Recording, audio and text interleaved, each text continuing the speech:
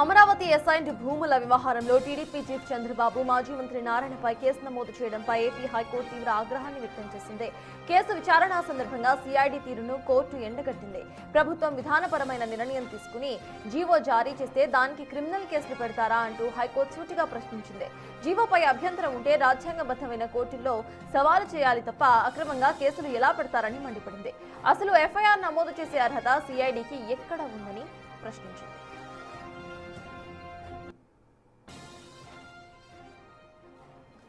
Chandrababu నారాయణలపై case నమోదు చేసే ముందు ప్రభుత్వం నుంచి ముందస్తు అనుమతి తీసుకున్నారా అని సిఐడిని ఏపీ హైకోర్టు నిలదీసింది. నిబంధనలకు విరుద్ధంగా కేసు నమోదు చేసిన అప్పటి సిఐడి అదనపు డీజీ ఎవరిని కోర్టు ఆరా తీసింది. ఇష్ట ప్రకారం అనుమతి లేకుండా కేసు నమోదు చేసిన సదరు అధికారిపై శాఖాపరమైన చర్యలకు ఎందుకు ఆదేశించకూడదో చెప్పాలని స్పష్టం చేసింది. వైసీపీ ఎమ్మెల్యే ఆళ్ల రామకృష్ణారెడ్డి ఫిర్యాదు చేసిన వెంటనే కూడా ప్రాథమిక విచారణ లేకుండానే ఎఫ్ఐఆర్ నమోదుకు సిఐడి డీజీ అసలు ఎలా ఆదేశాలు ఇస్తారని కోర్టు తీవ్ర అసహనాన్ని వ్యక్తం చేసింది.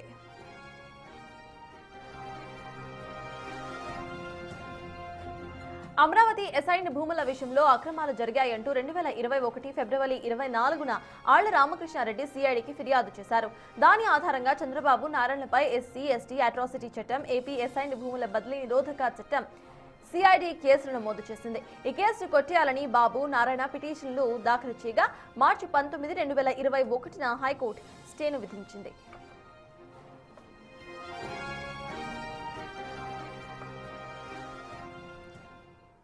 అమరావతి అసైన్డ్ భూముల వ్యవహారంలో హైకోర్టు సీరియస్ గా రియాక్ట్ అయింది. దీనికి సంబంధించిన పూర్తి అప్డేట్స్ మా ప్రతినిధి శివ అందిస్తారు. శివ, చెప్పండి, ఇటు సిఐడికి సంబంధించిన అధికారులపై సైతం సీరియస్ గా రియాక్ట్ అయినట్టు తెలుస్తోంది. ఎఫ్ఐఆర్ అసలు ఎలా నమోదు చేశారు అంటూ కూడా క్వశ్చన్ చేసినట్టుగా సమాచారం. అసలు అక్కడ సిచ్యువేషన్ ఏంటి? ఫర్దర్ గా కూడా సిఐడి అధికారులపై చర్యలు తీసుకునే అవకాశం ఉందనుకోవాలా శివ? ఖచ్చితంగా సత్తాజ్ అప్పటి సిఐడి చీఫ్ తో పాటుగా అప్పుడు ఈ కేసు రిజిస్టర్ చేసిన ఐఓతో పాటు మరి కొంతమంది వ్యక్తులపై కూడా చర్యలు తీసుకునే అవకాశం కనిపిస్తా ఉంది. ఎందుకంటే అమరావతి భూమికి సంబంధించి జీవో ఇచ్చారని చెప్పి ఏ రకంగా కేసు నమోదు చేస్తారు, పాలనా పరంగా అనేక అంశాలకు సంబంధించి కూడా నిర్ణయాలు తీసుకుంటారు. అటువంటి వాటి పట్ల ఏ రకంగా కేసు నమోదు చేస్తారు, అది కూడా ఒక ఎమ్మెల్యే, అంటే అప్పటి ఎమ్మెల్యే ప్రజాప్రతినిధి ఫిర్యాదు చేశారని చెప్పి కేసు నమోదు చేయడం చాలా విచిత్రంగా ఉంది. ఈ వ్యవహారంపై సమగ్రమైన నివేదిక ఇవ్వాలని చెప్పి కూడా ఏపీ హైకోర్టు ఆదేశాలు జారీ చేసింది. వైసీపీ సర్కారు హయాంలో 2021లో అప్పటి ఎమ్మెల్యే ఆళ్ల రామకృష్ణారెడ్డి రాజధానికి సంబంధించి కూడా ఇన్నర్ రింగ్ రోడ్డుతో అక్రమాలు జరిగాయని చెప్పి అప్పటి సీఎం చంద్రబాబు, మున్సిపల్ శాఖ మంత్రి నారాయణతో పాటు మరికొంతమందిపై కూడా ఆయన ఏపీ సిఐడికి ఫిర్యాదు చేశారు. అప్పటి AP CID PV Sunil Kumar తో పాటు మరికొంతమంది ఎస్పీ అలాగే డిఎస్పీ సిఐలకు సంబంధించిన వివరాలని తమ ఎదుట ప్రవేశపెట్టాలి, వాటికి సంబంధించిన ఎవరు ఫిర్యాదు చేశారు, ఎందుకు కేసు నమోదు చేయాల్సి వచ్చింది, దీనికి సంబంధించిన ఆధారాలన్నీ తమ ఎదుట ఉంచాలని చెప్పి ఏసీబీకి ఏపీ హైకోర్టు ఆదేశాలు జారీ చేసింది.